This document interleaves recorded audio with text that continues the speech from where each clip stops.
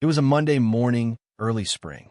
The sky outside was gray, and the coffee in my mug was lukewarm, forgotten in the chaos of another routine morning. But that wasn't why I felt off. Something had been brewing inside me for a long time, something I hadn't wanted to admit. And there, sitting at the kitchen table across from Alice, with the hum of the fridge filling the silence between us, it finally hit me like a punch in the gut. I couldn't keep living like this. We weren't unhappy in the explosive, shouting match kind of way. No, what scared me more was how quiet the unhappiness had become, how ordinary. Our mornings were script. Wake up, barely speak, coffee work. Even the things we once loved about each other had turned into background noise. Alice sat across from me, scrolling her phone, a half-smile plastered on her lips, pretending she didn't feel it too. I cleared my throat. Alice. She looked up like I'd startled her, though I knew she'd heard me. I think I'm starting to lose track of who we are. That was all I said. I didn't have some grand speech prepared. It wasn't a threat. It wasn't even a confrontation. It was just a quiet truth when I couldn't keep carrying alone anymore. She stared at me for a long moment, then put her phone down. Her voice was calm, almost too calm. I understand. 2 words, but they echoed through me like a gunshot. There was no defensiveness, no denial, just that simple acknowledgement. And in a strange, sad way, it was worse than a fight, because it confirmed something I wasn't ready to face. She felt it too. Whatever it was that we'd lost, closeness, excitement, even curiosity about each other, it wasn't just in my head. The rest of that morning passed like a slow blur. We didn't talk more about it. She kissed me goodbye at the door, and I went to work feeling like I just dropped a bomb and walked away from the crater. But even as I sat in traffic, even as my mind tried to shove the feeling aside with to-do lists and emails, those 2 words kept circling. I understand. That acknowledgement didn't bring us closer. It didn't fix anything, but it forced something wide open between us. The silence we'd been skating on cracked, and I knew we were either going to fall in or learn how to swim. The strange part? I didn't feel angry at her. I didn't blame her. This wasn't about some betrayal or a singular incident. This was the slow erosion of years spent sidestepping conversations, prioritizing everything except each other, and assuming love would be enough to carry the weight of time. That night, I got home and found Alice already in bed, reading. She glanced up at me with tired eyes. There was something softer in her gaze, maybe even a flicker of hope or fear. I couldn't tell. I showered and joined her under the covers, the same bed we'd shared for a decade, but somehow it felt unfamiliar, like we were 2 strangers with shared memories but no current dialogue. We didn't talk about the morning. We didn't talk at all. But when I turned off the lamp and the room sank into darkness, I felt her inch closer to me, her hand brushing against mine beneath the sheets. It wasn't forgiveness. It wasn't a fix, but it wasn't nothing either. I think I used to believe that love could run on memory. Like if you built something good once, it would keep going like some self-sustaining fire. But what I've learned, what I'm still learning, is that even the best things die if they don't get air. We thought moving would fix it. That's the kicker, right? The house was supposed to be the fresh start. Bigger kitchen, better view, more sunlight. A literal new chapter. Alice was all in. She'd spent weeks obsessing over paint colors and curtain rods, talking about how we'd make this place ours. And for a while, I played along. I smiled at her Pinterest boards and helped haul furniture around like it actually mattered. But the truth was it didn't. The old house had its flaws, sure. The plumbing sucked. The roof leaked every other year. But we lived there. We'd cooked meals in that busted kitchen, danced barefoot to bad music on that scratched-up wood floor. We'd fought there, made up there, dreamed about kids there. It held the chaos and the warmth of something real. This new house, it was too clean, too silent. We filled it with furniture, but forgot to bring ourselves. The weeks turned into months, and it was like we had drifted into these parallel routines. I wake up, go to work, come home, eat, sleep. She'd do the same. Our conversations were reduced to functional noise. Have you paid the electric bill? We need more detergent. The dog needs his shots. There was no warmth, no laughter. And the most infuriating part? We both knew it. We just didn't talk about it. One night, I came home from work and found her sitting on the couch, still in her work clothes, staring blankly at the TV. I don't even think she knew what was playing. I stood there for a second, holding my keys, watching her. And in that moment, it hit me, this was our life now. Two people occupying the same space, sharing the same bed, but living entirely separate lives. She looked up and gave me a weak smile. "Hey," she said, like we were roommates or something. I said, "Hey, back," and went to shower. And that was it. No hug, no kiss. No, how was your day? I remember standing under the hot water that night, forehead pressed to the tile, and feeling this deep, gnawing sadness in my chest. Like grief. Like something had died, and I hadn't even noticed until it was too late. And the worst part? I didn't know how to fix it. I didn't even know where to start. Everything felt like a loop. We'd go through the motions every day, coffee, commute, dinner, sleep, hoping that maybe tomorrow would be different. But it never was. Even the weekends felt like filler. No spontaneity. No effort. We'd eat in silence, maybe scroll our phones side by side on the couch, and call it quality time. I started noticing the little things more. How she never laughed at my jokes anymore. How she didn't reach for my hand when we walked the dog. How she always looked tired, even when she claimed she'd slept fine. I caught her zoning out at dinner one night, staring into the middle distance, completely gone. When I asked what she was thinking about, she just blinked and said, "Nothing." But it wasn't nothing. It was everything. At first, I thought it was me. That maybe I let myself go. Maybe I wasn't attentive enough, attractive enough, interesting enough.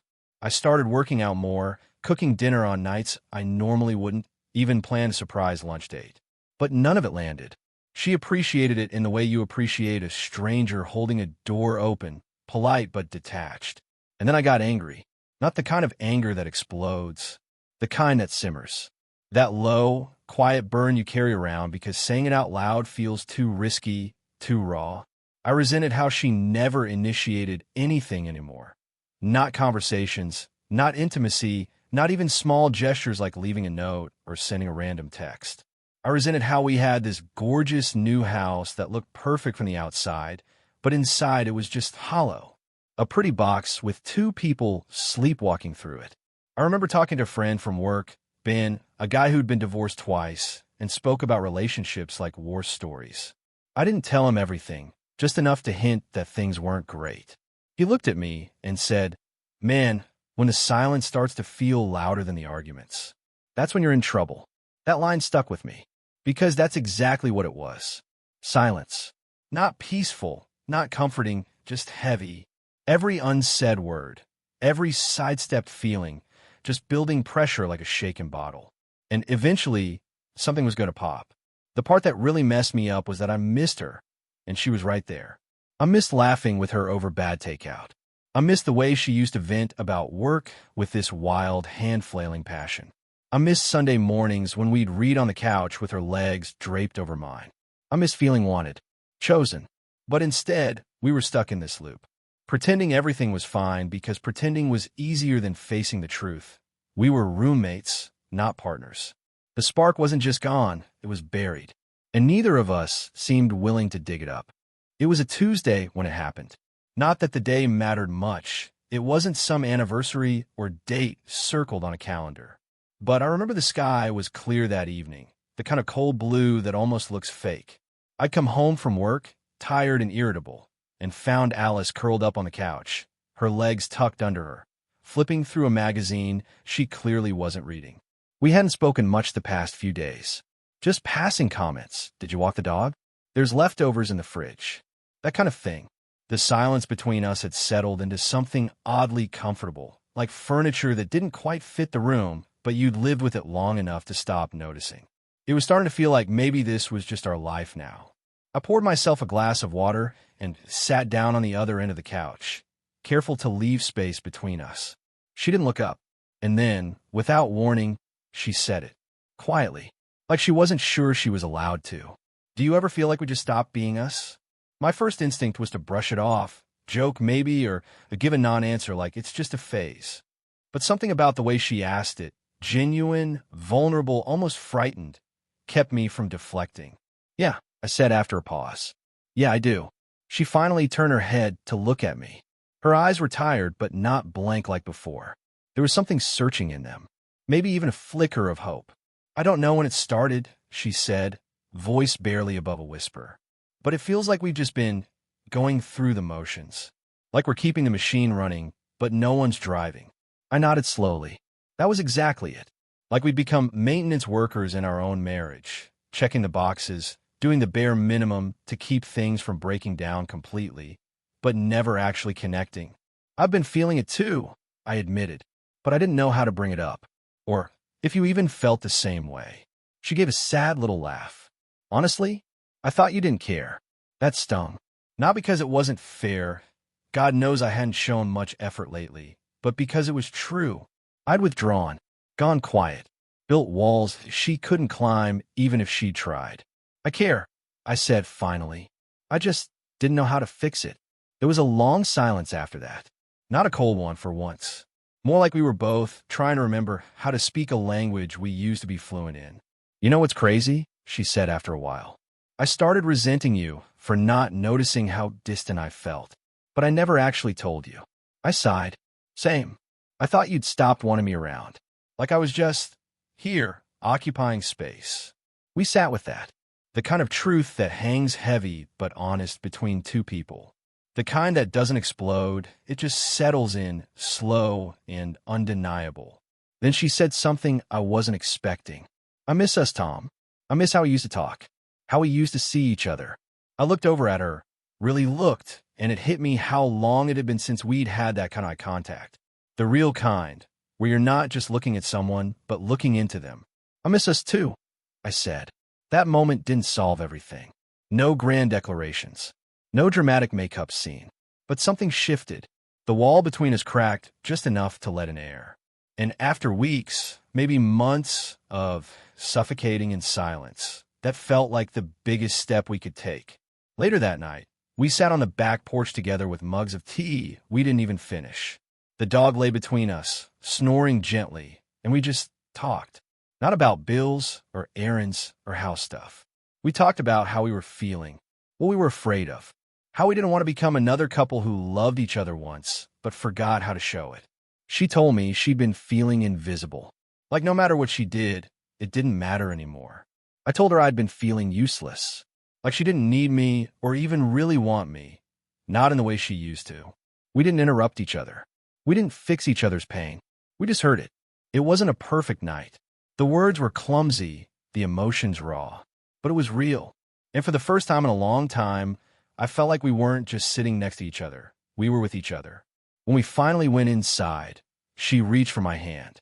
I hesitated just a second, then laced my fingers through hers. No sparks, no fireworks, just warmth, just her hand in mine, and the beginning of something that felt a little like hope.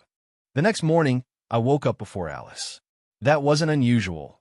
I'm a light sleeper, and she could sleep through a thunderstorm, but this time I stayed in bed, staring at the ceiling, replaying everything we'd said on the porch the night before. It hadn't been easy. It hadn't been clean. But for the first time in what felt like forever, we'd talked like people who still wanted to try. And maybe that was enough. I listened to the soft rhythm of her breathing beside me, and something inside me shifted. The old me, the one who would have rolled out of bed, started the coffee machine, scrolled emails, and called that starting the day he wasn't helping anyone. He'd been on autopilot. I couldn't be that guy anymore. Not if I want to save this thing we'd built. When she finally stirred, blinking up at me with that sleepy half-smile I hadn't seen in months, I said, "Let's try something." She raised an eyebrow, still halfway asleep. Like what? I shrugged, unsure how to explain it without sounding completely corny. Like pretending today's our first day married. She blinked again. You mean like a role play? I laughed, actually laughed, and it startled both of us. No. I mean, what if we just reset everything? Start over. Like we're newlyweds again. No assumptions. No routines. Just curiosity. Like we're getting to know each other all over. She looked at me like she didn't quite believe I was serious. But then she sat up, rubbing her eyes, and said, "Okay." Just like that. And I know how that sounds. Too easy, too clean, but it wasn't. Her voice still had doubt in it. Her eyes still carried the weight of everything we hadn't said for months. But she said yes. That mattered. So we got up and made breakfast together. Not cereal and cold coffee like usual. Actual breakfast. Pancakes. Eggs. Burnt toast because I forgot to check the oven. And for once, we weren't just bumping into each other in the kitchen like strangers. We were doing something. Together. We didn't talk about bills or errands. We didn't argue over who took the last clean mug. We just cooked, laughed, ate. It was small, maybe even boring by some standards. But it felt like we were digging our way out of something deep and cold. Every smile, every shared glance, was another inch toward the surface. Later that day, I suggested we go for a walk in the neighborhood. Alice hesitated. "Since when do you want to go for walks?" she asked, almost teasing. "Since I realized I barely know what your face looks like in sunlight anymore," I said. That shut her up, in a good way. We walked through the winding paths of our new neighborhood, past houses we still didn't know the names behind. The air was crisp, a little too cold for comfort, but she took my arm anyway. And when she laughed at something I said, really laughed, that full-bodied sound I used to chase when we first dated, I felt something click into place. That night, I found our wedding album. It had been sitting on a shelf in the hallway, collecting dust, too sacred or maybe too sad to open. But we sat on the couch and flipped through it like tourists of a former life. Our younger selves stared back at us from the pages, all smiles and spark and a kind of hope that, at the time, felt unbreakable. "Do you think those people would recognize us now?" Alice asked softly, tracing her thumb along one of the photos. I didn't answer right away. "Maybe not," I said eventually, "but I think they'd want us to try." That night, she fell asleep on my shoulder. No screens, no distractions, just the weight of her head, warm and familiar, resting against me like a memory we'd almost forgotten how to hold. I didn't sleep right away. I just sat there, letting the moment sink in. Because here's the thing they don't tell you about relationships. The fall isn't sudden. It's a slow fade, a dimming. And sometimes, to find your way back, you don't need fireworks. You just need one spark, one choice. That was ours. A small spark, the beginning of something new. It started the next morning. She was already up when I came downstairs, hair tied back, jacket zipped, sneakers on. For a second, I thought she was heading to work early. But then she looked at me, smiled, and said, "Want to take a walk with me?" I blinked. "Now?" "Yeah," she said, grabbing a second thermos from the counter and handing it to me. "Come on. You said we're starting fresh, right?"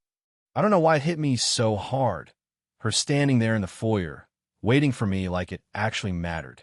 Maybe it was the simplicity of it. Maybe it was the way she said we. But something about it felt different. Intentional. Real. We didn't say much on that first walk. Just followed the river trail that curled behind the neighborhood. The air crisp and still, our steps slow and a little awkward at first. But the silence between us wasn't empty anymore. It had shape, weight, and in a strange way, comfort.